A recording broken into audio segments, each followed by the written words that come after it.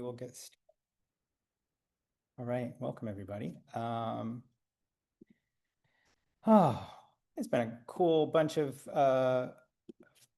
events happening, and I'm really grateful that everybody has shown up and that we've had so much great interaction and so many different kinds of discussions and readings and things. This is the Saw Graphic Medicine Summit. This particular event is the Craft and Aesthetics of Graphic Medicine. Let's see if this thing lets me go through. There we go. So this is our 3-day online graphic medicine summit. Friday's all done, so I won't read those. Saturday's almost all done. After this reading, or after this event, is the GMIC Awards. That's at 9 p.m. Eastern, so that's 4 hours from right now. So there'll be a break if you need a break, if you need to take a nap or get dinner or whatever. That's at 9 p.m. Eastern. Tomorrow there are 2 panels, 1 reading, 1 workshop, and then a closing event with the publishers of Streetnoise and Graphic Windy, and that's going to be pretty cool. We're sponsored and partnered with graphicmedicine.org. You can find out more about them at that website or that URL or QR code or whatever they call those things. We here at SAW are a school primarily with classes and workshops and things like that. And we have an online year-long program that is designed to get people learning the whole nuts and bolts of the medium. So the craft and aesthetics of graphic novels, let's say. And if you want some information about that, you can go to sawcomics.org. We also have a memoir medicine working group where people are just working and sharing on a regular basis. It's a monthly membership, and there are events and all publishing opportunities and all sorts of stuff. And you can find out more information there. Go to sawcomics.org.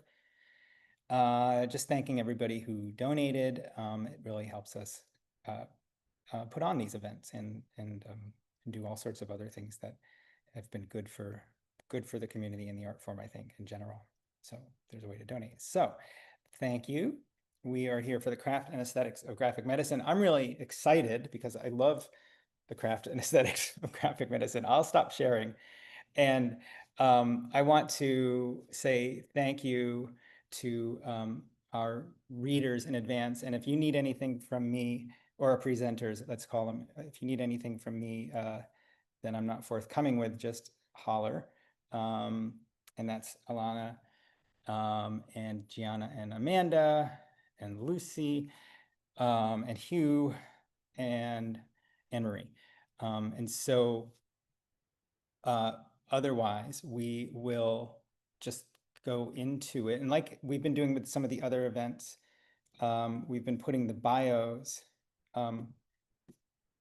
in the chat. So I'm going to put Lucy Sullivan's bio in the chat. And Lucy, we're going to start with you. And I think I'm going to actually, just so, oops, hang on one second, y'all. I'm going to mute everybody. And then I'm going to ask Lucy to unmute. And Lucy, when you're ready, I will spotlight you, and then we can get started. In fact, I'll spotlight you now. Are you ready? Ready, thanks. Okay. I'm really honored that you're here. I'm not honored that everybody is here. So hopefully I'll say that each time you all get spotlit. But thanks for being here, especially from the UK where it's late. It's very exciting to be here despite the hour. So I'll get cracking. Oh, I have to send a request to share if that's yeah, all right. I've got some slides. Yeah, that's no problem. Yep.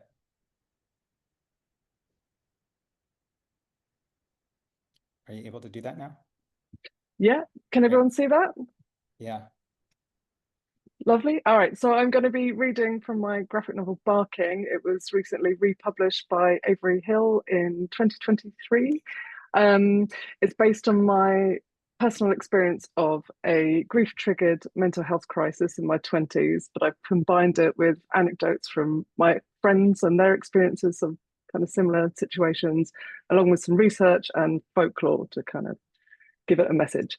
The story centers around a main character, Alex Otto, who combines all of these people, but is essentially my alter ego. And we're going to join her when she's been caught by the police in the grip of her breakdown. Her black dog of depression has manifested and is goading her to do very bad things to herself.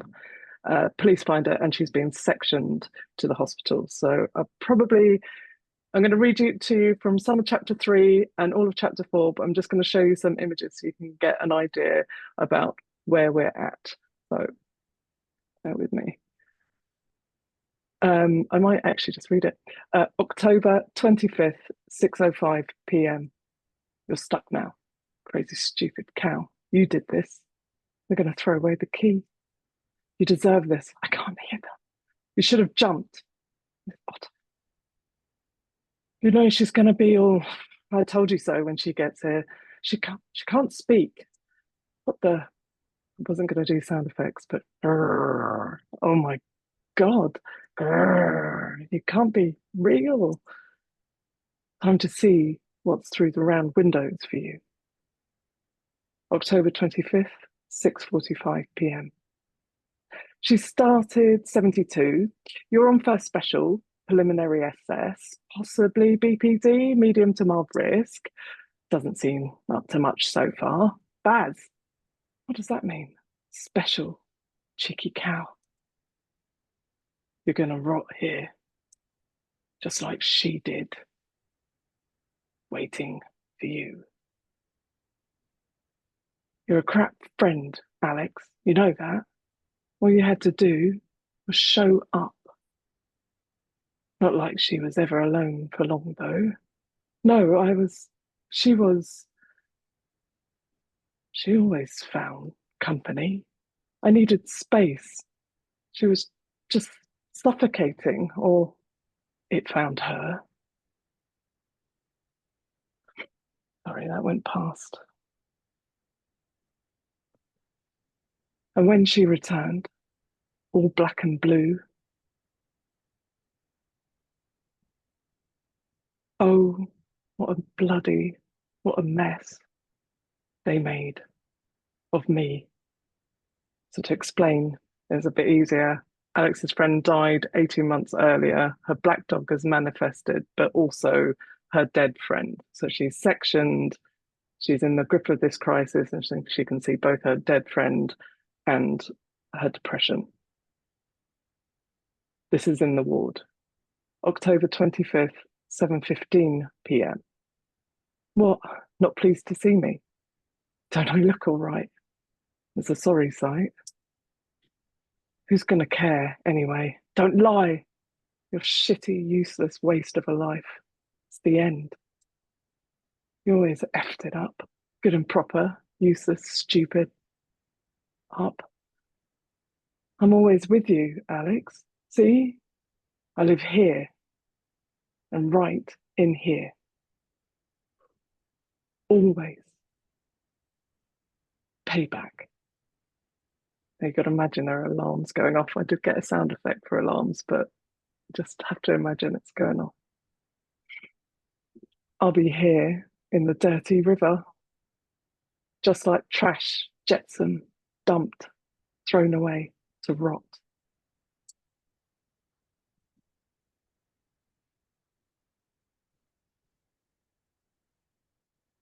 I told you this one was trouble. Please don't. Please, please, it's what you want. Go back, be back. Don't fight it.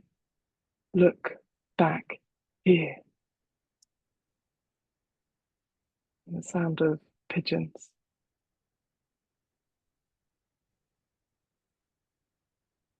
Best not to struggle. Only yourself to blame. Stop. Try to stay still. Please, don't. You want this. Stop. Stop. Stop. Please stop. Stop. Stay still. It was always this way. Just pieces of meat. Thrown away like rubbish. Rest now.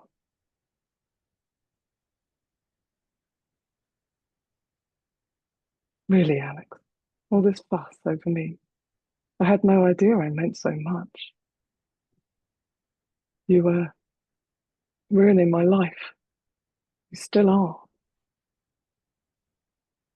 Even dead, you still poison everything. I'm always with you. See, Alex? Always rot together. October 25th, 9:15 p.m.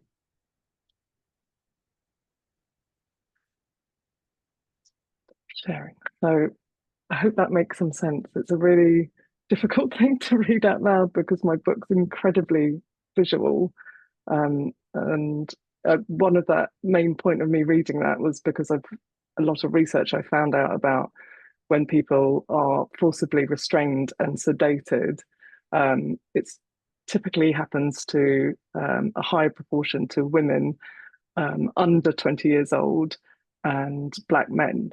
And obviously, a lot of people that are in that sort of position have been through sexual assault, which I had been. So I tried to put myself in a position where if I had been forcibly restrained like that, how it would trigger me and probably make me worse because it would make me think of the time that I was assaulted.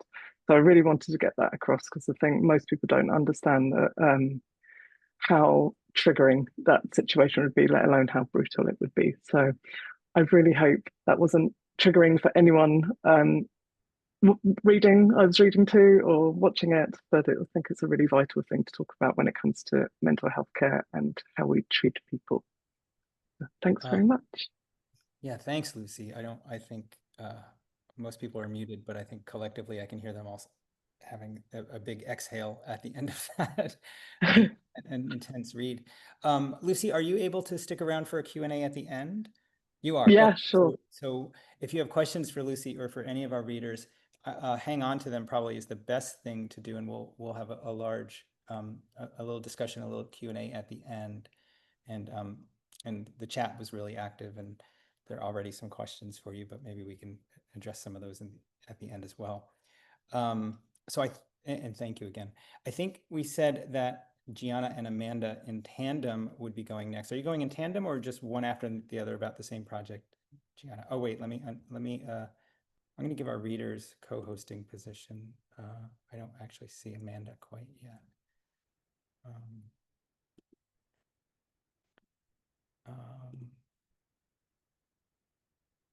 Gianna, oh, there's Amanda. Hang on a second. There. I'm looking at the big. And we're going at the same time. Okay, so what I'll do is make you both. I'll spotlight you. I'll half spotlight you. Although, like I said,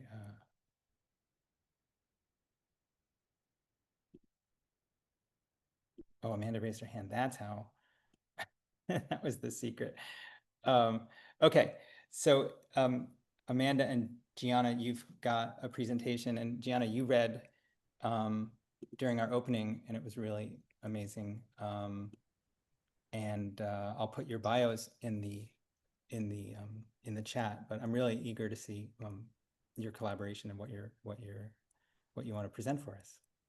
Whenever you're ready. Are you both able to unmute? Yeah, I think we're unmuted. Yep. Hopefully this can be heard.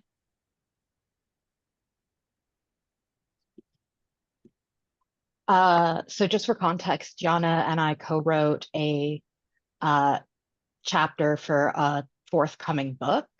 And sorry, just wanting to full screen this, and buttons have disappeared that would normally allow me to.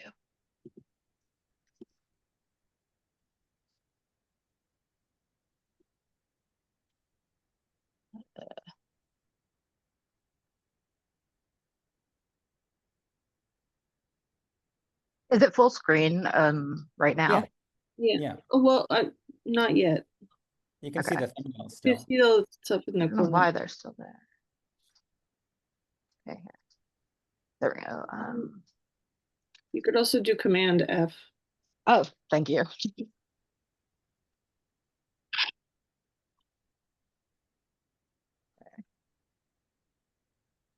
Oh, Kind of full. I'm just gonna screen, like, make it bigger first, and then I'm gonna come back.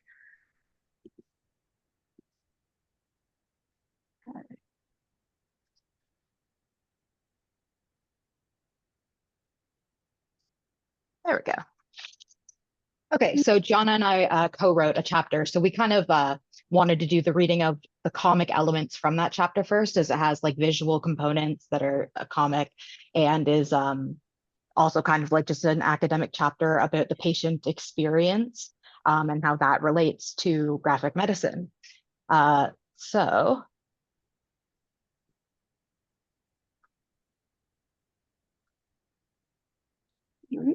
So this is an overview of like the first full page spread, and then we're just gonna do a reading.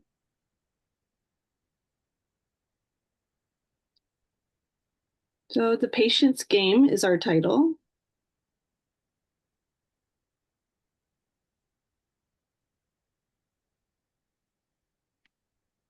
Oh, Amanda, you're on mute. No. So which is a 10 on the pain scale? That's a tough one.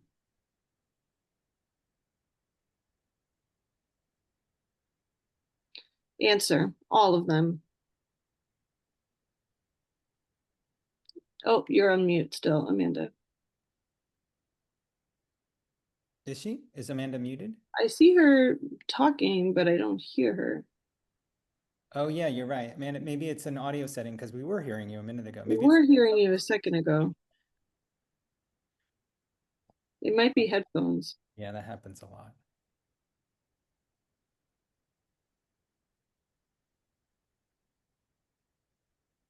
Nope. Nope.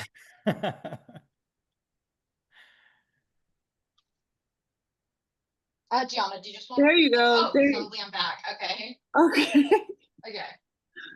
Sorry about that, guys. Answer all of them. It's tough to get a doctor to take pain seriously. Yikes.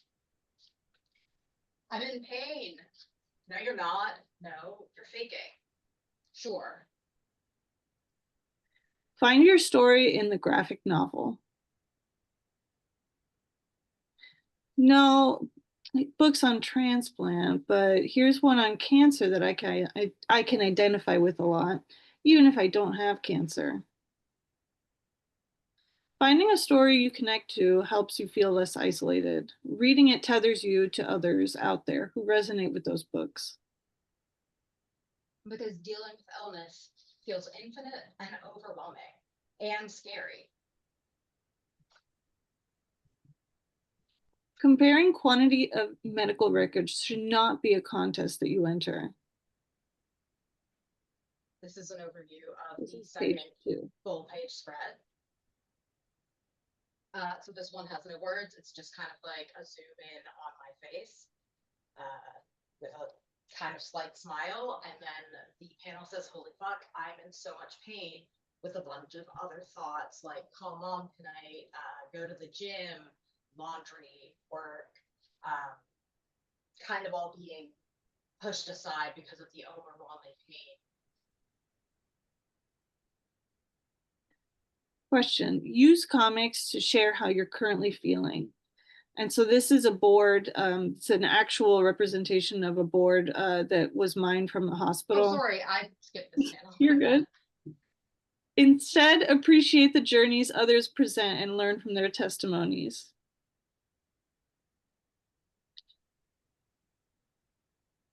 There's our board again. It says, you know, pain is not under control, nausea. The red is written in by me. And so in our chapter, we do talk about how Gianna used the whiteboard as a method of communication, drawing her comics. And in the reading last night, like it was visualized again. So here we have like my diary entries, and I just say so many bills, so little time. There's some other interior thoughts. Sharing these medical comics brings together a community of speakers and listeners, testimony and witness. Yes, I get it. So true. This can help patients feel part of a herd versus an anomaly outside of it. Illness plays by its own rules, but connection to someone or something can lead the patient to say, I thought I was the only one who. Question, pack a hospital bag and an activity. Wait, here you go. This is all you need to draw comics. A pen and paper. Question, what will you leave behind? Words aren't enough to tell your patient's story. Images are needed. So what story do you have to tell? So then, because we have like time constraints, I don't think I'm going to go into detail about any of this, but we did just some slides that are an overview of the points that were put out in the prompt. So just the talk that MK Surrick gave about Linda Berry and talking about like the ability that everyone has to draw and communicate, whether or not they're seen as bad or good. And we just had like some drawings of like where it started versus like where it ended up, versus kind of like our normal tendency to draw with by hand and having to do this more like as a digital rendering. How that like maybe changes our approach. Amanda, can you go back a few slides and maybe linger a tiny bit? Sure. Are we still good for time? Because I do feel like I'm rushing. We're totally fine on time. Okay. Back to even before that one. Yeah, that's sort of where. Yeah, feel free to describe what you need to describe here. So we were like thinking about what it means to be a good or bad artist, and I was looking at kind of like one of the seminal texts, drawing words and writing pictures, and in it Jessica Abel and Matt Madden say there are many successful artists out there who are not in fact quote unquote good artists, and some even wear their bad drawings as a badge of honor, while others choose a very simple style and get around by using collage or clip art, or hire other artists to handle the drawing. But that regardless of which method is used, all of these successful artists, if they are any good, understand that ultimately a comic is greater than the sum of its parts. Individual drawings are not as important as their combination with other drawings with text to tell a story. So here I just had in my submission a rough drawing of like the scale of simplification, and Scott McCloud kind of talks about amplification through simplification, but there is an ability still with protagonists who render themselves with more detail to still be able to feel resonances from what they've created. So I kind of like just had a scale of like simplicity here. And then I kind of draw things a little bit more realistically based, whereas Gianna is great at kind of like creating these very cartoon-like characters that capture so much of our kind of personality. So we did a little bit of a pairing of the two styles, and it was an adaptation of kind of our hand-drawn methods. And so we kind of like see here just the progress from like drawing on paper to having our like create little non-repro blue pencil drawings, and then like the final outcome. So then again, I was just talking about how authenticity can often like come from the fact that you're using these maybe more simplistic styles sometimes, but they can contain something that is very accessible. And then here we just have like the kind of like inspiration we had for our title page. I was like thinking like a Wheel of Fortune type screen. And then like how it progressed through our stages of edits. And then just I wanted to like touch on collage because I think it is a very interesting topic to see if it counts. And like Gianna took a literal kind of diary posts that I'd made and collaged them into the comic. And I know that's not the only style of collage. But collage in and of itself is a lot about taking pieces and putting them together. And if you think about Marcus Weaver Hightower's restorying, that's what comic making is. So I just think that there are a lot of interesting connections there. And thank you for sharing this. What about the slide with the, you had one more Oh, slide sorry. with a digital sort of like a tube. Which, It was sorry, the I'll last, reopen. if you don't mind. Yeah, of course. Oh, that, okay, yeah, sorry, I see what you mean. Here we go.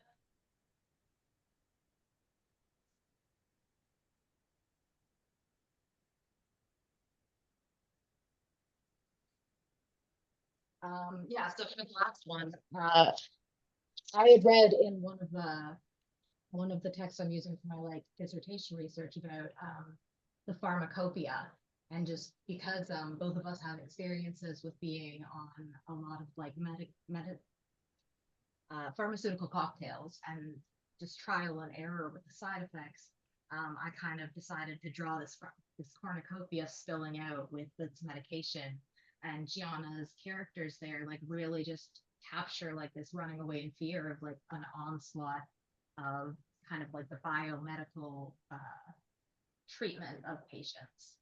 So I think like just even that we were collaging like pieces that I draw, like this cornucopia with the stylistic choices Gianna makes, really just like resulted in something that I know I couldn't have created alone, and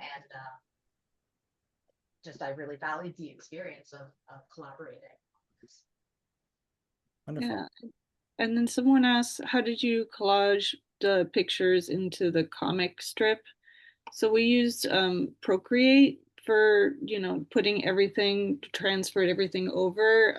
The comic that I had presented, I hand draw that one, and I tend to like to hand draw things.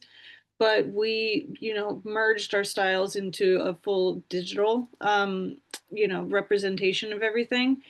And so we had hand-drawn elements of like, okay, we have the board from the hospital, and we have also the diary page and so we just transferred those into Procreate, the actual image, and then traced on top of it. So keeping it as real as possible, but also like these elements of collage, like Amanda was saying. But really, I think the whole comic strip itself were so many different ideas over months of time that we collaged together, that it all started with, you know, hand drawing and went into these different stages. And it also started with, you know, elements that for us were done in times of illness, that were done like in times of like urgency, illness that we needed to get done. And then how do you transfer it into this full, you know, final comic that combines and merges two styles? So. But thank you for listening, and we want to just hand it back off. Thanks. Yeah, and there'll be time for more Q&A. So if you have more questions, hang on to them. We'll get to them in the end. And there's definitely a lot going in the chat as well. Thanks. We're going to go to Annemarie next. I'll remove the spotlights. Give me a moment to do that. There we go. Annemarie, and are you ready? And Kia ora, yes, I am ready. Let me just share my screen and then turn it into a wrong slide. Let's get to the first slide though, so that it works all right. There we go. There we go. Can you all see my slide? yes. Oh, kia ora. So, hi, I come to you from New Zealand, where, as we discussed, it's tomorrow and another season. So, 9:30 or something Sunday morning, and I can see the frost on the garden outside. I'm a nurse, I'm a patient, I'm a sociologist, I'm a professor, I'm a cartoonist, but I'm mainly a storyteller.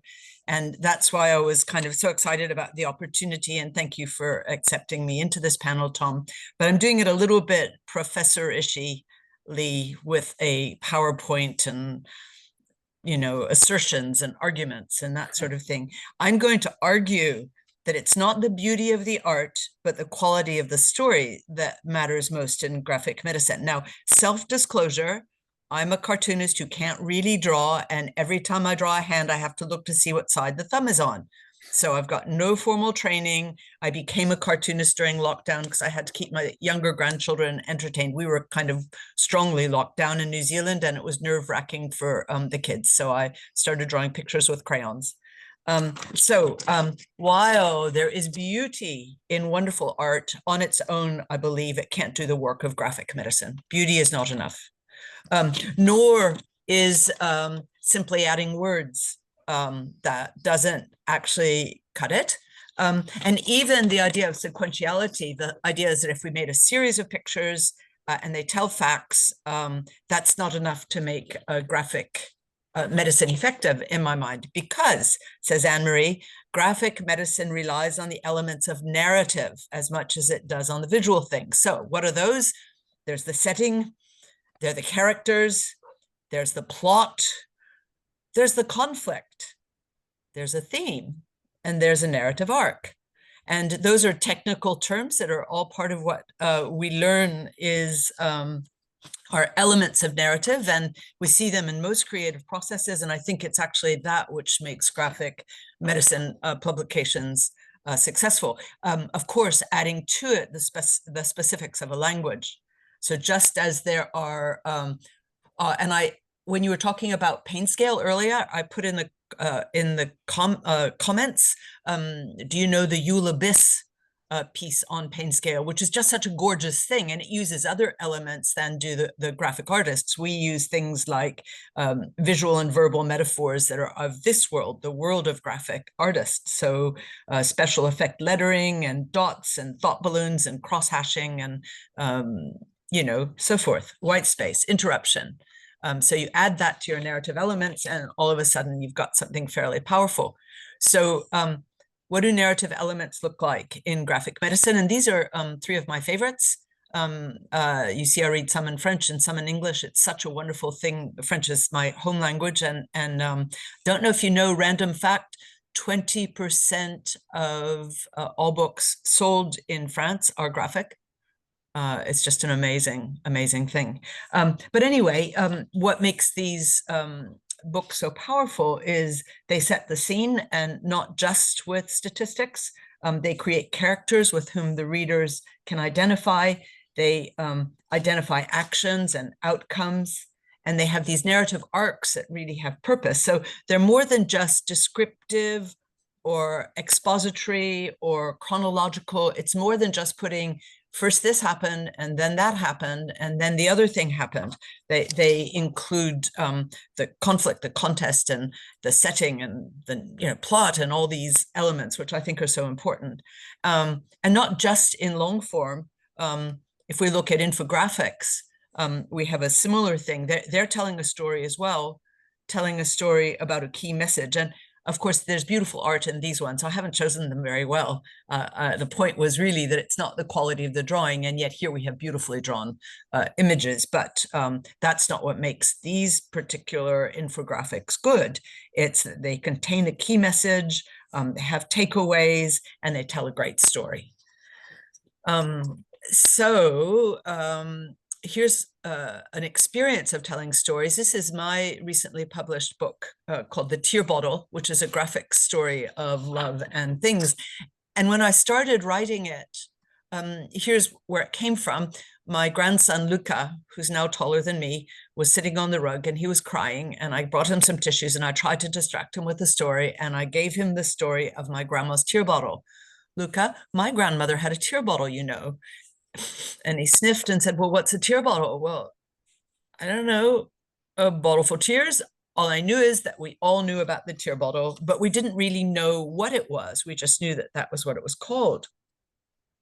And so I tried to reveal the story of the tear bottle like a mystery book. Where did it come from? How did my grandma get it? I introduced characters, as you do in a good plot. There was my husband and the cat, and my three sisters, my three bickering sisters, who were really the lifeline of the story as we fight and argue about what the tear bottle was. And in fact, the tear bottle wasn't for tears at all. It was for something else. And that's my mom and dad shocked at what it actually was. And I'm not going to tell you because that's, the big reveal. I thought to myself, well, that's my story. but I have the wonderful privilege of being in a university and being surrounded by creative writers, science communicators, and other storytellers. And they were saying, yeah, as we say in New Zealand, yeah, nah, that's not really the story. So yeah, nah, let's start over. I've grayed this one out. It's still the same story, but sometimes the story isn't the story. This wasn't actually about a tear bottle at all. And the story had to be redesigned around different kind of conflict and resolution. Different departure, same departure point, but different story.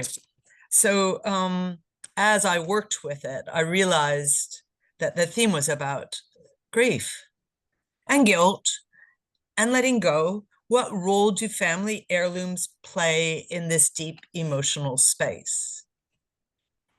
So as I started telling the story over, many of the same pictures, but a very different kind of storytelling. The characters were the same, but the context shifted, the plot thickened, and I asked, I think, different and more provocative questions. And while it's about my grandma, that big poodle dog, Sophie, may she rest in peace. You know, everything is imbued with guilt, with grief. She's gone too. Ultimately, this wasn't a story about the tear bottle. It was a story about love and memory and things. It was about remembering and being remembered. And so as I sat down with Tim Corbelis, a wonderful creative writer in our science communication program, he said, Annemarie, what is this about? And I looked at him and I said, will anyone remember me? So it's a very different plot line with the same elements. And that's my son, in whose house I am sitting right now, asking me to give him a sentimental watch that I had won as a young competitive runner many years prior. Now, this is not just all about me, although I'd love it if you read The Tear Bottle. I just wanted to show you how this works in another book. And this is La Méduse, or the jellyfish. I read it in English. I'm rereading it in French. It's a wonderful story, which is very much about medicine, but it's about a jellyfish. And so medicine doesn't actually come as a word or a character, but the jellyfish does, and is a metaphor for lots of other things, for a diagnosis that we don't get given. But that might be too small for you. But we have a setup, we have a setting. The setting is a tumultuous urban life, I think in Montreal. I wrote down in Montreal, but then I didn't check to see. In my mind, it's in Montreal. Maybe it's somewhere else. I'm allowed to let my mind go anywhere, I presume, where this is a place where sight may be everything. And we have characters. We have this, the protagonist, a young gay person. She has her friends, her lover, and La Méduse, the jellyfish. The plot is about a young woman with funny floaters in her visual fields. She receives poor advice. She lives with increasing visual impairment before she realizes she's going to go blind. The conflict is probably the fight between her sighted self and her illness. And the theme is really, how does the adversity in the form of blindness end up revealing the character and her true identity, her true relations, and her worth, her self-worth. So the narrative arc is about revealing and overcoming the monster. And here she is with her eyes closed in the snow, intact, yet with very impaired vision. So, and no one must think that I think these aren't beautiful drawings. These are beautiful drawings. I should have found someone who didn't draw beautifully, but it's not the beauty of the pictures, rather it's the beauty of the story that makes this and other graphic medicine texts effective. And that's what I wanted to say. Wow, Annemarie, there's a lot there. Thanks so much. Definitely going to ask you some questions in the Q&A. So, okay, I'll stay around. I'll stay around. Yeah, and again, I want to ask everybody to definitely, write down your questions, get them ready, and we'll have a conversation about all of this. Thank you. Everybody's talking about the jellyfish over in the chat. I haven't seen that one. Okay, I believe Alanah Knibb is our next reader. Alanah, are you ready? I can ask you to unmute. I'll replace, and I'll put in the chat your bio. Cool. Are you ready? Oh, awesome. Yeah, I'm good. I can try and share my screen now. Sure thing. I think you should be able to.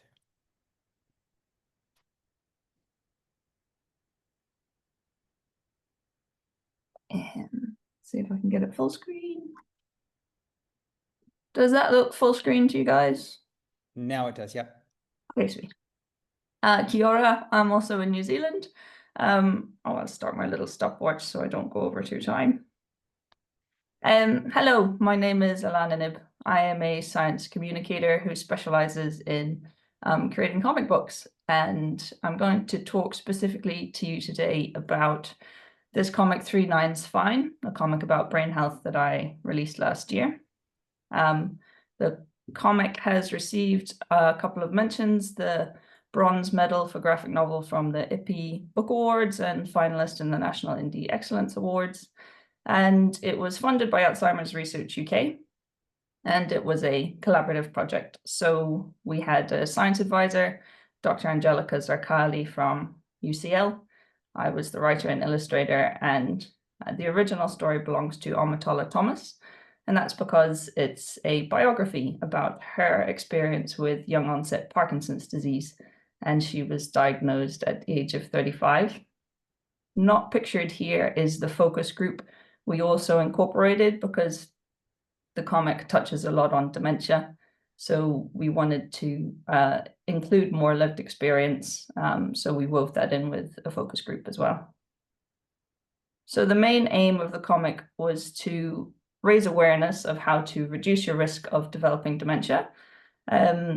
Research has shown now that actually 45% of dementia cases globally are linked to these lifestyle factors that we can actually change. So we can reduce our risk, primarily really just by taking care of our brain health. And there's 3 key themes that you can think about that through. The first is by taking care of your heart, healthy brain. The second is to stay sharp and challenge your brain. And the third is to stay social. So throughout this book, we highlighted those 3 key themes literally with color coding, and had this blurb of text at the start of the book for readers to interpret the colors. But every time the main character, who we've called Ashabi, does something in one of these 3 areas, it's colored this color. So we hoped that in this way, the reader, as they go through the story, is constantly reminded of all these everyday little things that we can all do in our own lives to improve our brain health. And so the story, as I said, is really Amatola Thomas's story. And she is this incredible, inspiring woman who has actually even started a charity called Parkinson's Africa. She's from Nigeria and moved her young family to the UK. And Parkinson's Africa has done incredible work improving access to medication in lots of countries in Africa. But also the aim was also to create this community space where people can talk about their illness, because Amatola herself and people she knows have experienced all this cultural stigma around speaking out about their condition. So Amatola wanted with this comic book also to challenge those cultural stigmas. So the way that we went about doing that was to use story-based strategy. You can read more about that online, and you can actually get training by the workshop in New Zealand or in the States, a place called Center for Story-Based Strategy. But the main ideas behind the strategy are to try and identify what we call dominant, unhelpful narratives that are standing in the way of the change you want to see. So in this case, perpetuating these cultural stigmas. And then you strategically craft these alternative helpful narratives that counter those unhelpful ones. So through our research, we identified this key dominant unhelpful narrative, which is you are cursed. This cursed idea you might have heard about before, especially with Parkinson's disease, this sort of shaking. And that belongs to a fatalism mindset. And in our story, it shows up through this character who's this traditionally dressed Nigerian woman who is actually an apparition who keeps showing up in Ashabi's lounge and telling her that she's cursed. So through the strategy, we know that the best way to counter these kind of fatalism narratives is with hope narratives. So we've done that by weaving Amatola's indomitable hope, optimism. She's an incredible, she calls herself a reckless optimist, and she has this inspiring amount of hope all the time. And we wove that through the story. And these are some of her words here. I have Parkinson's disease, and I know that in my head, in my soul, in my spirit, it cannot conquer me. Another unhelpful narrative we found was this idea that what did you do to get this? Wherein have you put yourself? So the idea that you have done something to cause your illness, it's almost like a punishment, and it shows up a lot in religious groups, this narrative. So it belongs to an individualism mindset that the individual is responsible for their own lot and everything that's happened to them. And it shows up in our story through this sort of semi-traditional religious woman that goes to Ashabi's church that she joins and tells Ashabi, you should pray to God for his help because maybe he will forgive you. So the strategy tells us the best way to counter those stories of individualism is to highlight the injustice in systems. It's not actually the individual's fault, they're part of an unjust system. So Ashabi joins this research trial where a scientist tells her that, Ashabi, you definitely haven't caused it yourself, and statistics actually show that Black British, Black African women are at higher risk of developing dementia in the UK, and we're trying to figure out why that is. So I was the writer of the script, but I am very strongly aware that I don't live with a neurological condition, and I'm also a white woman. So I was quite concerned that my voice might inadvertently dominate the stories in this book. So I tried to do everything I could, essentially, with the creative process to mitigate against that. So like I said, I had these focus groups and all these interviews with Omotola. And so we had multiple reviewers and multiple review steps. And something I also did was, instead of trying to paraphrase other people's words, I decided to stay as true to the words as possible by directly using the transcripts from our interviews. So the majority of the words in the script are actually the direct transcripts of what these people said to me. So it's their actual quotes. So we're now doing a behavioral change study to see, does this book actually in any way help people improve their brain health? So you can join up. So there's this QR link you can scan. I'll also put the link in the chat. Through this study, there's a chance that you'll get a free copy of this book. So if you're interested in reading it, that's another reason to sign up. And I'll just finish now by reading an excerpt from the comic. Instead of doing scene by scene, I've just put a collection of images from the scene here to give you a sense of the scene. This takes place towards the end of the book, where Ashabi is giving a speech at the World Parkinson's Congress. And it's a part that Omotola herself chose to read at the launch event for the book. I think that it really strongly captures her ethos and that sense of power and passion and hope that she carries. And the majority of the words here are actually her exact words. So just imagine Omotola's beautiful Nigerian accent when I read you this. When I was first diagnosed, I looked everywhere for someone like me who was talking about it, who was not ashamed to talk about it. I didn't find anyone. I felt so alone, and I actually began to feel like I could be cursed. Well, you know that saying, if you're looking for a hero, look in the mirror. I did. And it turns out I was looking for me all along. I stood up and started talking. And it was tough, very tough. I had to learn how to be strong and vulnerable at the same time. But I'm so glad that I did it. And in a way, I've come to see Parkinson's as an unexpected ally for all the friendships and opportunities it has brought me. Opportunities that I would ordinarily never even dream of pursuing. I have Parkinson's disease, and I know that in my head, in my soul, in my spirit, it cannot conquer me. I've always believed that there's power and opportunity in pain. To purify gold into its finest form, it has to go through intense amount of heat and so on. I think they call that 3 nines fine. In the same way, I think that's what pain and adversity does to us. It forces us to go through that process of refining. And you can choose to either come out burnt or refined. Nobody wants to be in a position where they have to go through fire and they have to go through hell. But if you're already there, make the best of it. So I'm asking you to let pain do to you what fire does to gold. Let it refine you. And that's the title of the book, 3 Nines Fine. And that metaphor is carried throughout, that refining of gold. That's just my details. If you are interested, you're welcome to get in touch. I'd love to talk more about comics, graphic medicine, and that's the website 3ninesfine.co.uk. And just to watch this space, we've released a mentoring program. We now have 15 mentors, and we're going to teach them how to make mini comics about their own brain health and release that as an anthology later this year. But yeah, that's me. Thank you very much. Awesome. Thanks so much. And again, I'm sure lots of questions are being sort of gathered in people's minds. So we'll get to those in a few. Thanks so much, Alanah. That was amazing.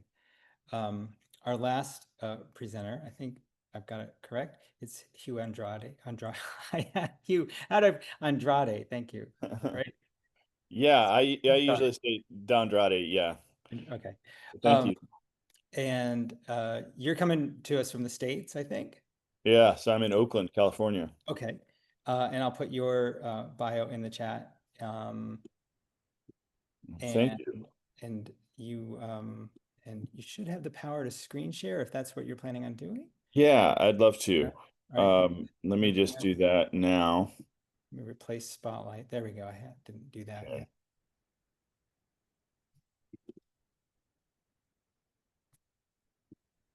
Can you all see my presentation full screen? Yes. Great. Yep. So my name's Hugh D'Andrade, and I'm the author of this book, The Murder Next Door, a graphic memoir that was published by Streetnoise Books. And it's, concerns the murder of my next door neighbor when I was 10, which was a seminal event in my life, but I somehow got this message like, I should have gotten over it. And then as my life progressed and decades wore on, it kind of kept coming up in my life, and I kept tracing it back to different weird aspects of my personality. And this is I'll read you a short chapter of my character sort of finding it connected to a quirk of his personality. There's my therapist, Dr. Frank, drinking his tea, clearing his throat. And here's my character looking miserable. Rough night. Is it that obvious? Yeah, I guess so. It's my stupid brain. It just won't shut up. So, yeah. I was up late again doing the whole polite troll thing. Polite troll? Yeah, the way I badger and bait conspiracy theorists online. I argue, but I'm very polite. Sort of. I have rules. I never attack or belittle them. I listen carefully and give thoughtful, detailed replies, but then I just won't drop it. I come at them over and over again with logic, evidence, sources. Logic, evidence? What's wrong with that? I'm a terrible person. I don't follow. Well, I keep baiting them until eventually the guy loses his cool. He'll start shouting in all caps, making wild claims, and then I win. I get a huge rush of brain chemicals. I feel great. But then, right after the endorphins, I crash. I realize I've made myself happy at someone else's expense, and no minds have been changed. I have a million tabs open, my brain won't stop talking, and I can't sleep. That sounds exhausting. Yep, it is, and I know this, but I can't stop. Well, says Dr. Frank, I've heard worse, which my character finds amusing. Were you trying to make me feel better? I suppose so, but I wonder, are you angry with people who believe conspiracies? Yes. I hate that fanciful bullshit. Hate it. Next, you're going to ask me when I first developed this hatred for bullshit. Ha. So tell me, Hugh, when did you first develop this hatred for, quote, fanciful bullshit, as you put it? Okay, let me think. I'm thinking of a family dinner during the new normal period. Don't throw your Brussels sprouts over here, but you said you liked them. So my dad says, so I told Stu, it's like these people can't get their damn facts straight. What? Which people? Says Mike. This is my character with the unfortunate helmet hair. Remember when I said people get confused when they're scared? It's nothing, Hugh. Finish your veggies, says my mom. Some people are confused about the murder, that's all. Roy, please, can we not involve Hugh in? Why? He's old enough. Hugh, there are some people who say Dr. Bauer must have done it. What? But that's not true. Roy, please. Of course it's not true. Dr. Bauer was at the hospital at the time. But Dr. Bauer wouldn't. I mean, Dr. Bauer was a real doctor. He had a stethoscope and everything. Deep breath. You do feel a little bit hot, likely a small fever. Rats. Dr. Bauer's hands were strong and hairy. You know, ice cream is good when you have a fever. Cool. Thanks so much for stopping by, Max. We were worried. Not a problem. He'll be fine in a day or two. Fluids, rest, and ice cream. Dr. Bauer said I could have ice cream, okay? Sounds like you liked Dr. Bauer. You trusted him. I guess I did. Yeah. I mean, my own parents were a little tense, but Dr. and Mrs. Bauer were the opposite. He often threw a ball around with us in the yard. Go long, I'm clear, high and wide. Unlike my house, there were frequent displays of affection. The game is on in a minute. Shall we tune in? Now that I'm an adult, I understand why people might suspect the husband. But also, the guy was at the hospital. Shut the fuck up already. I forgot to apologize for the French language in my comic. There's that anger and that passion. Remind me again how old you are when all of this happened. I was 10. You were 10, but you had to confront this terrible reality. The brutal murder of someone close to you. And then a total absence of resolution. No one was ever caught and no reason found. You might have wanted to deny these facts, but you never had that luxury. Nope. And now, as an adult, you feel some anger at those who can deny facts, those who do deny facts. I do. I'm so fucking angry. So why do I all of a sudden feel so sad? That's it. No, that can't be it. That's the end of that chapter. I forget how do I stop the share? There we are. There we go. Thanks. Really wonderful. Wow. Thanks, Hugh. And I don't know how many other people noticed it, probably quite a few, that the color in your book matches the color behind your wall. So we're all sort of grooving on the unity of that. And I don't know if that was intentional. Oh, I got muted. Oh, sorry. I do paint. This is one of my paintings, and I use that turquoise color a lot. Okay, so I haven't done this on Zoom too many times. I've hosted panels in person, and I'm wondering if we should spotlight everybody at once and have like sort of a 6-up grid. If you are all okay with that, I'm going to add, I think Hugh is still spotlit. I'm going to add everybody and see if that gets too crazy and see if they limited us or anything like that. Let's see, add spotlight. And I have, and I can't do it to Amanda unless she's on screen, and I'm missing somebody. They're not in the chat. Who am I missing? Oh, only, right? Only Amanda but I can only do it when they're on screen. That's okay. I have lots of questions. I don't want to dominate the Q&A. There's Amanda. I'll add Amanda to the spotlight. Great. So we have this like charming 6 grid. but I do have lots of questions. I want to just pick one that I can ask, and then and then I'll let the Q&A start. Do get some questions. I also want to be mindful of time, especially for our people overseas and stuff like that. We actually, at the summit itself, we have plenty of time. However, I want to be respectful of Lucy, for instance, and anybody else who needs to go early. So if at any point you all are like, I'm out of here, then just let us know and take off. But otherwise, if you're okay answering questions past 30 after, we'll do that. So you know what, I'm going to ask, I have two questions. I want to ask a question that all of you can answer quickly. And I think I'm going to take my cue from Hugh's book. Hugh mentioned a couple times, and I do have lots of craft questions, but this is the one I'm choosing because I think we can get a quick answer. Hugh mentioned a lot of times my character, and I want to know of the rest of you, including Hugh, but maybe Hugh can go last. How many times or to what degree do you portray yourself as a character, or and not yourself? Or in Alanah's point, you know, how was the creation of the main character, quote, a character?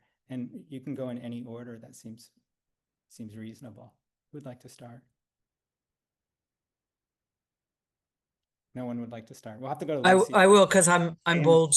Okay, I'm too bold. Apologies for being too bold, but at least that got that uncomfortable silence out of the way, right? Nice. And so it's really interesting because my character is me, but it isn't me. It's a selective rendering of me. And I don't know how many of you were in the last session, but my character doesn't have any wrinkles. She does have gray hair, but she looks like my 16-year-old me. And that's a lie. And it's an interesting lie. Oh, she's also completely androgynous. She doesn't have breasts. She doesn't have hips. She's just lines. And that's not because I can't draw breasts. I can. So besides that, she's visually not authentic. But actually, in my little memoir thing, there's only probably 12 words that weren't actually said. So we kind of wrote this together. It's all about real conversations that I wrote down and made funny. Nice, thanks. Love to hear from you as well. I tend to use myself as a character, but I also make it like very recent. And I don't know, I guess maybe the stories are like deeply personal, but I think in like high detail. And so I'm always thinking of like what people actually wore, what I actually wore, what I was actually doing. And like, so far as in like yesterday, for example, I presented and I had to add a slide, and I was like, why don't I do a cartoon of myself? But it was like the actual outfit I was wearing that day. So I like, I don't know, I like this idea of like the real, like that's how it is for real, and that is the actual character is a person and it exists. And so I like that idea. Thanks. Anyone else? Yeah, I really struggle to actually write myself into anything. I've been trying to write my own memoir story for years and can't, but can for other people. And a really good piece of advice I received was to change the name, and it creates it a bit more distant. So my mother-in-law has written her own story, and she really struggled as well, but changing the name of the character apparently really helps. Interestingly, when I was writing on Matala's character, Shabby, there is a lot of myself in her as well. And this story, you know, it confronts a lot about identity and having to accept a new identity. And I found that it was a really wonderful space for me to add little bits of detail to flesh out scenes that were relevant to myself in that space too. So I did really benefit from having to write someone else's story in a way as well. But I did, of course, sneakily put myself into the comic in an audience scene. It's too blurry, but yeah, I'm in an audience. Oh, that's such an interesting answer. I didn't realize that you know there's a little of you in the book that you just told. I mean, you said a little of you in her character even. That's amazing. Which was, Yeah, because like I said, I was worried about dominating the story with my own voice in any way. So a lot of, but I find if you have to flesh out, especially a full-length graphic novel, you do snatch on your own relevant experience to make something feel more genuine. And there's this experience of writing someone else's character was like trying to find a stranger in the dark and feel all of her pain and difficulty in a way that felt true in the way that I wrote it. So it was almost like you have to go inside yourself to be able to find that pain too. Wow, that's a great line. It was like finding a stranger in the dark, and you had to feel her pain and difficulty. Wow, thanks so much. I'd like to see what Lucy has to say about this, and Amanda as well. Lucy, especially since I think at the beginning of the book you said it's a combination of you and some other experiences of friends of yours. Is that right? Yeah, I found it really tricky as well to put myself in, especially because I had to bring up memories that were really unpleasant, like the assault and stuff that I just, drawing it in a cartoon version of myself just was impossible. But also I found I was really hard to help. I was really angry, I was really unpleasant, and it made it really difficult for people to try and see that I was suffering. So I found when I drew myself, I was being too nice about my behavior, and I found I wasn't being really honest. And actually, it was in taking a character, Alex, and the dog, who's also me, and the dead friend, who's also me, because that's my grief, and the dog is my depression. I could just be much more honest about what my head was saying and what my heart was feeling and how I was behaving, and put it all through Alex and not give myself a hard time about it. You kind of have to forgive yourself a bit in these situations as well. And it was much easier to forgive Alex than myself, which is something I should probably get therapy about one day. Yeah, we do comics instead of therapy. Well, exactly. Either Hugh or Amanda, and Hugh, since it came up with it came out of your presentation, you clearly thought of your character as a character, but it also had your own name and looked like you. Do you want to talk about that? Yeah, I mean, it's exactly what other folks have said. There's a distancing that I feel is necessary, and some way that when I thought of him that way, I still think of him as this other Hugh. uh, it enables me to have him do things that I maybe wouldn't. I could be maybe even a little more honest, even also permission to lie or distort or exaggerate, and also permission for me to have him do things that are actually more me because I'm less concerned about my own projection. And then I think also there's might be a way that it's related to healing, and I think that just even the fact of doing graphic work about trauma creates some healing through that very distancing. And there's a way now that I'm able to to go over these memories from my childhood, and they're vastly less painful now because I've turned them into a comic and they're almost something that happened to somebody else. Mm-hmm. Thanks for that. Amanda, do you want to comment on the character? Yeah. Is everyone able to hear me? Yeah, sounds great. Okay.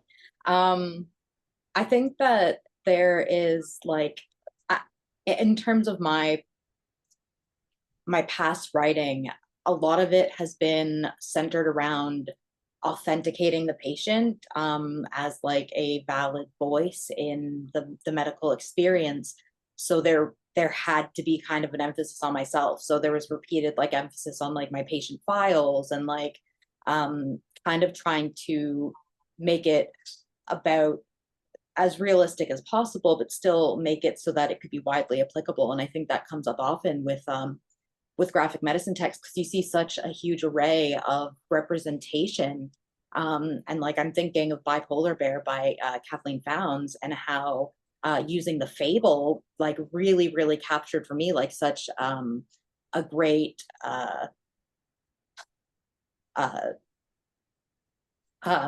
one of the great uses of the alter ego and how it can be so widely applicable. So like I find that I have kind of like been very realistic, but I have this yearning to kind of like delve beyond that. And I think even in the book that you co-edited, Tom, with Kelsey Urbick, there's like there's talk about how the alter ego can be a very powerful method of letting yourself kind of loose. And I think Hugh, you were kind of like alluding to that with what you were saying. So yeah. Cool. Thanks for such. Who said? Libby said this is juicy. Yeah. So thanks for such juicy answers. I'm not seeing a whole lot of questions in the chat. So if anyone wants to raise a hand or ask a question, now's the time. But I'll ask one more to keep it going. And it's could also be juicy too. I want to sort of take the mantle that Annemarie laid down and see, do we believe that beauty doesn't matter? Or do we believe that story trumps beauty? And actually, you know, it was interesting, Annemarie used the word beauty instead of, usually people say art versus story or something, and you leaned into that word beauty. And I'm not sure I got a particular definition of it actually in your presentation. If you want us to take a moment to define that, we could discuss the sort of differences between visualizing things and working things out with more literary techniques. Could I say something? Yeah. It's interesting actually to distinguish between beauty and aesthetic, because an aesthetic isn't necessarily beautiful. Right. And so we could think about an aesthetic as being a particular set of agreed upon characteristics that constitute the pure thing, or pure may not be quite the right word. I'm talking on my feet as opposed to thinking it through. But when we talk about an aesthetic of health, we are assembling a kind of group of factors that we accept as being what we think health looks like. And so if we were thinking about a graphic aesthetic, perhaps we're saying the same thing. And you're right that I went into the idea of beauty because, of course, it was, my self-disclosure was about everything. I draw bicycles with crayons and I don't draw them well enough. So sometimes I actually put it on the other one. And so is it being a good artist, which I am not? And I think we can put our hands on our hearts and say, we're not good artists, but maybe we're good cartoonists. Maybe we can tell a good graphic story. So what is it that maybe excludes you, which is my constant fear? Am I going to embarrass myself and no longer be considered part of the inner circle? Or is there something, are we completely without standards in relation to the visible? And maybe my argument to defend myself is, well, as long as you're telling a good story, who cares? And maybe I'll just leave it at that. But total, defending myself and hoping I'm worthy, and very humble with some of these beautiful, beautiful artists who really know what they're doing. Sorry, and I'm babbling a little bit, but I think there is, as part of the aesthetic of the graphic novel and graphic medicine, there is the sort of revolution, contesting, being against, speaking back to, giving cheek. And that maybe is part of the aesthetic. Being bad is bad, eh? So I'd love to hear any of the other speakers retort to that, or just on the notion of kind of like the aesthetics. I really want to see like the one example I can think of off the top of my head is Monsters by Cannella, and the representation of herpes and how he depicts himself as the virus. That's one where the grotesque really plays a huge role. And so like I want to see this like more of like the Junji Ito style, which viscerally disgusts me, but brought into medicine, because I think that's kind of something that that's an aesthetic it needs, even if it's not like done in the exact style, but that grossness that really kind of like can offset the reader instead of things that are intentionally beautiful to compel. Even though, again, there's a difference between the two. I'll leave it there. I think that's a fantastic segue, Amanda, because if we're talking about health, and whether it's the body or the mind, and we can make a quick diversion to both real quick. The feelings we have about them can be depicted in certain visual ways, right? And you're right to quote. It's a book that doesn't. I don't know if a lot of people know, but it's in the chat. Monsters by Kendall, and it is about a character who has herpes, and it is super grotesque. It is visually over the top, like the most over the top Mad Magazine artists. And so because of that, you're deep in his revulsion, his own, and so visually you're deep in it. And so it is an attempt to make sure that the visuals communicate the experience. And I think from there, I'd like to ask Amanda to comment on that, because I think your work did that so much for the mental state that you were depicting. Lucy, would that be all right to say? Oh, I'm sorry. I meant Lucy. You said Amanda. Yes. Yeah, I think so. I did do an illustration animation degree, and I worked in animation beforehand, so I knew that the drawing wasn't going to be necessarily the problem for me, but for me it was the storytelling, and I think this is where Annemarie is so spot on. I don't think the art standard matters. I think it really is about how compelling you can make the story and how much you can get the reader into your shoes and into the experience. And I think that was crucial for me. I really wanted to get across things like how overwhelming other people's voices are when you can also hear your own voice all the time, and trying to play with text and image. And for me, it was media. Like, it had to be black and white because it was depression that I was talking about, and grief. I felt like it was very stark and it needed to feel stark, and I wanted it to feel visceral. So I drew it with biro. I didn't do any underdrawing. It was just drawn straight in with biro, and then I used carbon typewriter sheets.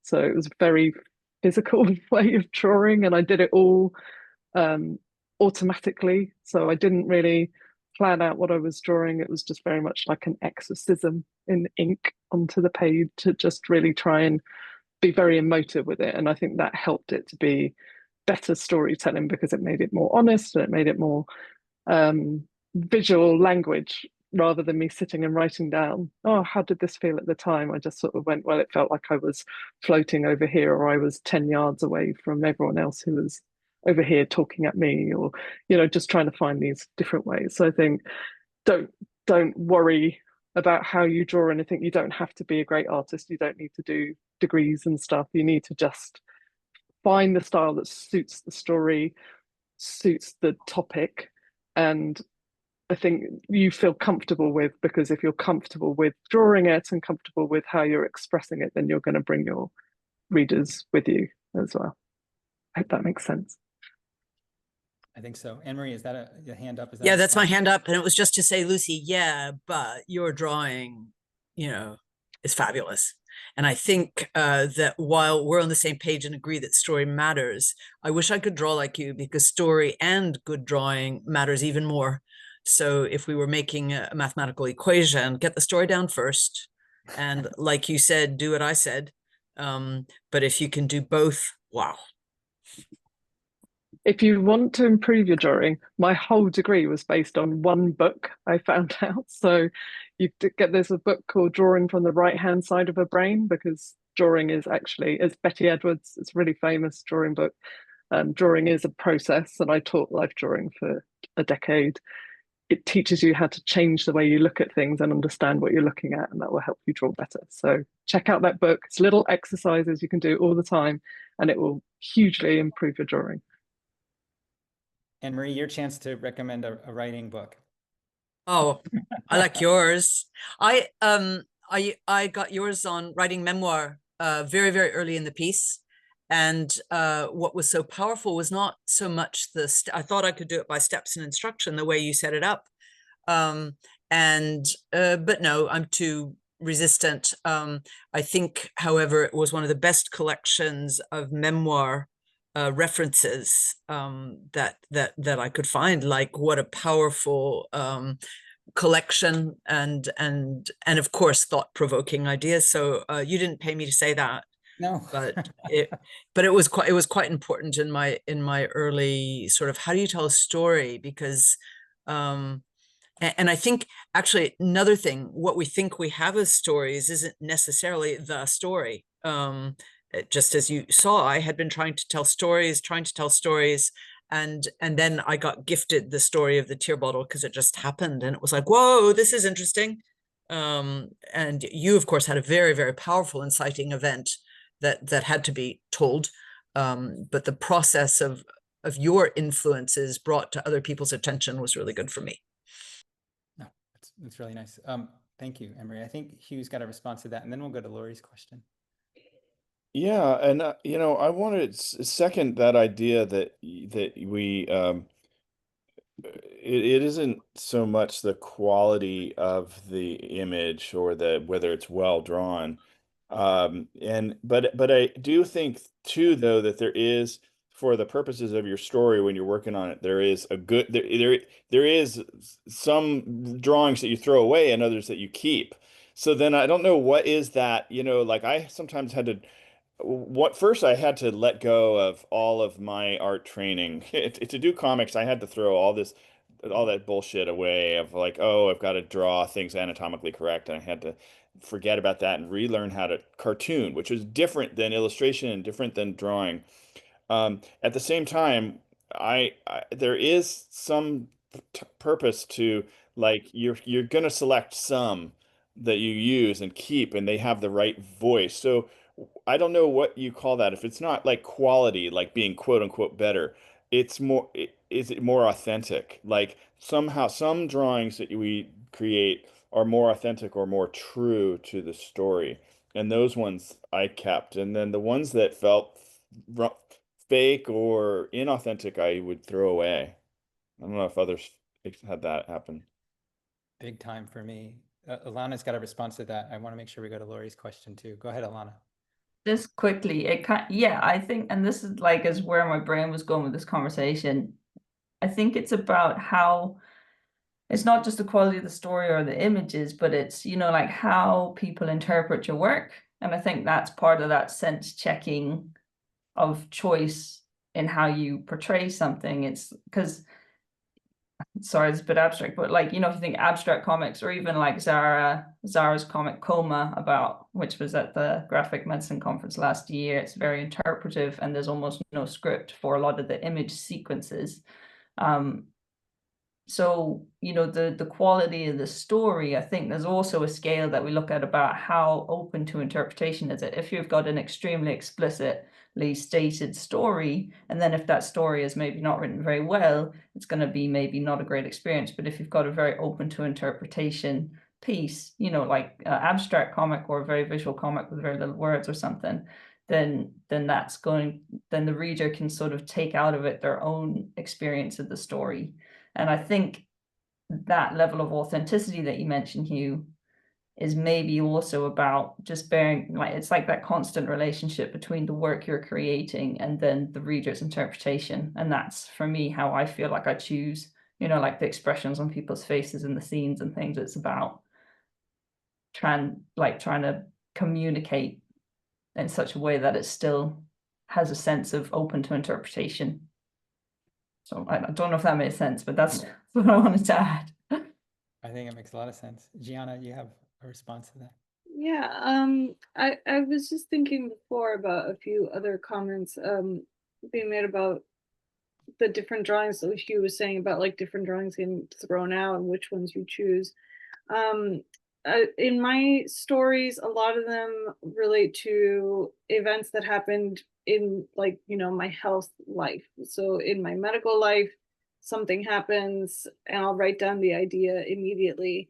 And a lot of times I'll do like a very quick sketch or whatever just to get the idea down. And sometimes I don't know if it's, somebody had mentioned like purity of like the idea. It's like closest to the event, to the idea, to the original thing that I had, that like sometimes that like really ugly, like mangled sketch, I cannot recreate it or get something better.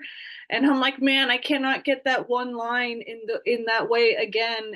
And it just, I can't, the moment was fleeting, it's gone. And I feel like it's something close to like that pure moment, the original thought, the original idea, that sometimes I can't get like a second more refined, more professional looking drawing to imitate it. And I think that that's another reason of why I've been doing a lot more work where it's hand drawn instead of digital, where I cannot recreate those lines. I cannot recreate that emotion.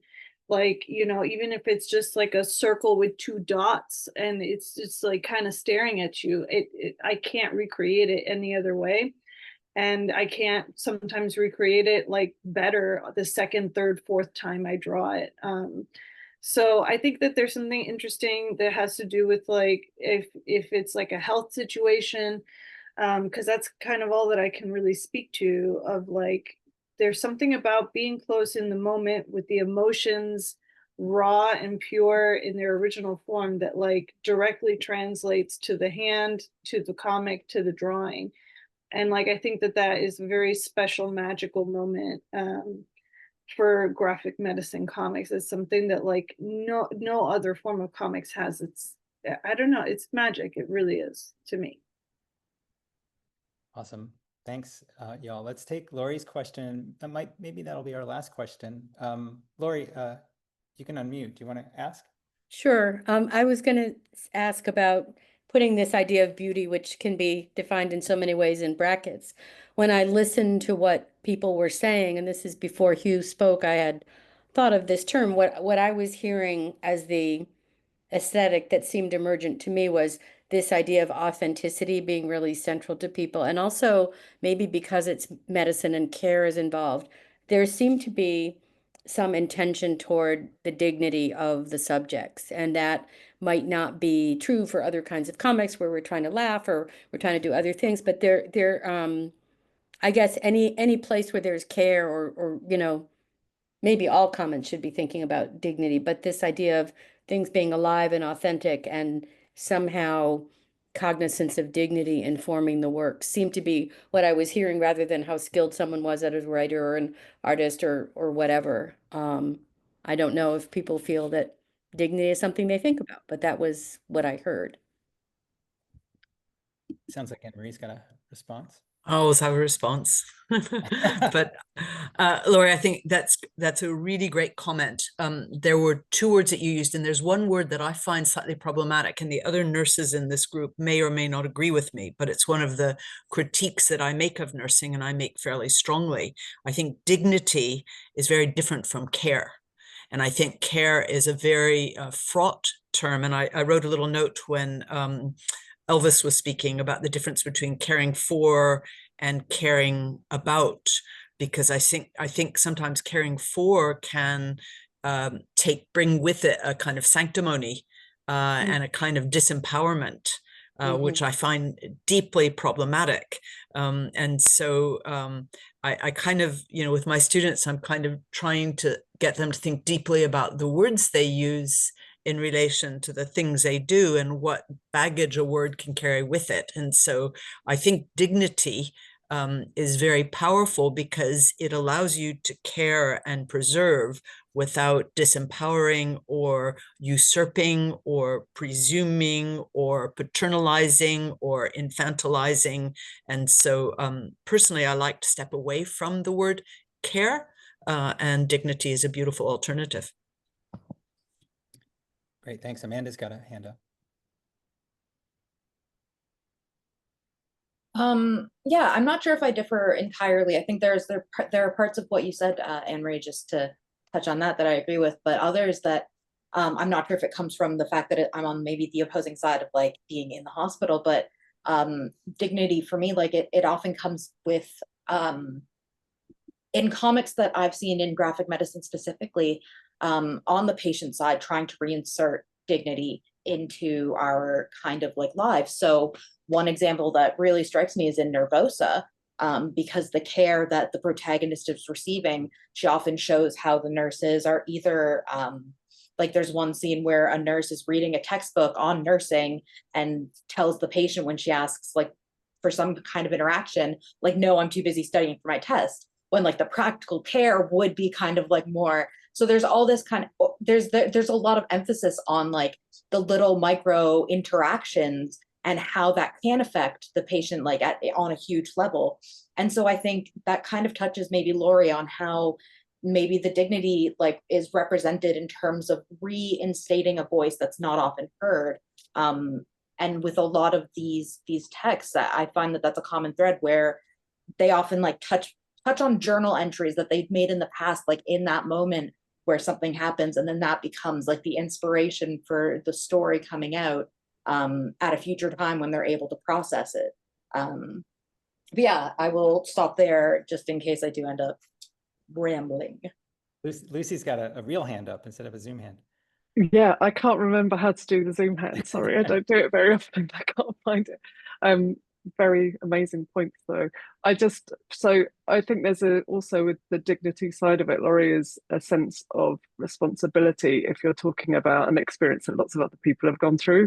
And even though you're talking about your own experience, it can get quite overwhelming because you think, I don't want to say anything or do anything that's going to put other people who maybe are going through this or have been through it in a position. And I did find that quite hard and wanted to I think that's where the honesty thing comes in and making sure that you're always just trying to be truthful and not sugarcoat things, but also not shy away from the reality of it. And Barkin's sort of been through two publishers now. It's in the second print run, and that's meant that I've got to talk to lots of people who've read it, who've been through it, and it's been really amazing to hear from people when they recognize themselves in it or can relate to it. And that's when you know that you've done it right and they're not embarrassed to say it. They can come up to you in a Comic-Con in a crowded place and go, I really saw myself in this. So yeah, I think dignity is huge in it, but it's just not getting overwhelmed by it and not feeling like you're responsible for everyone who's ever been through the same thing, but just knowing that you've got to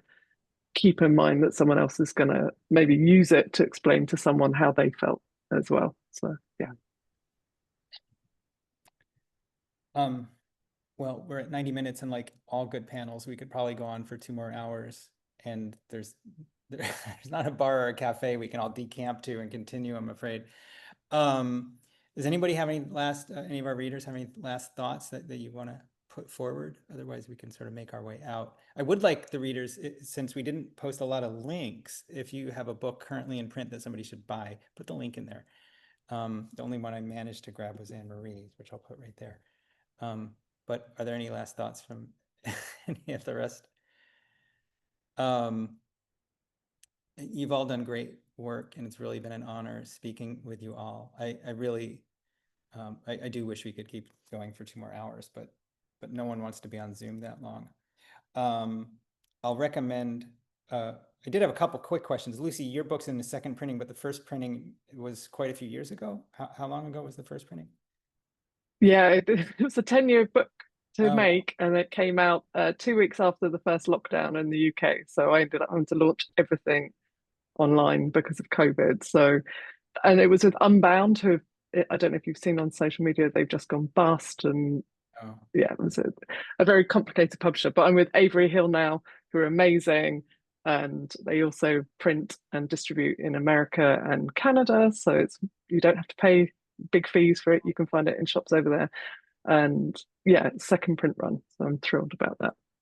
And Anne-Marie's got a question or comment. No, I was just going to make a comment about comic publishing, and it might be something that we can think about for future. But so, for example, I had initially a Canadian publisher, and that fell apart with tariffs because the distribution was through the US. So in the end, I self-published. I've published many other books before my first self-published thing. What is the future of publishing? What is Trump doing to our ability to produce these things? And yeah, that's all just a political point. The last our last event here at the summit will be Sunday at I believe 5 p.m. but maybe 6 p.m. I forget Eastern, and it's with 2 publishers, Liz Francis, the publisher of Streetnoise, and Kendra Boyu, the publisher of Wendy. So if anybody wants to rant or ask questions about the state of publishing in America, those 2 women will have a lot to say. So I hope you all join us. And again, the Graphic Medicine Awards are coming up next in about 2.5 hours. I'll put that in the chat. Hugh, Alanah, Lucy, Annemarie, Amanda, Gianna, thank you. This has really, really been wonderful. I really do want it to keep going on. And I may ask you some questions in email in a later date and just say that thing you mentioned, or maybe there's a way to continue this conversation some other way in a smaller scale or something like that. I want to thank you all. Thanks so much to everybody. Thanks for coming, and make it out to the awards, and thanks, and come to some of the events tomorrow. I'll let everybody, I always like to let people unmute at the end. If you feel like giving a round of applause to our readers, we can do that on the way out. Thank you, everybody. Thank you. Good. Thanks. Thank you. Wonderful. You're all Thank you. welcome. Thank you. Great job. Thank you, everyone. so much. Take care. Bye, everyone. Thank you. Bye from London. Bye. Bye, Thank everybody. you. Bye.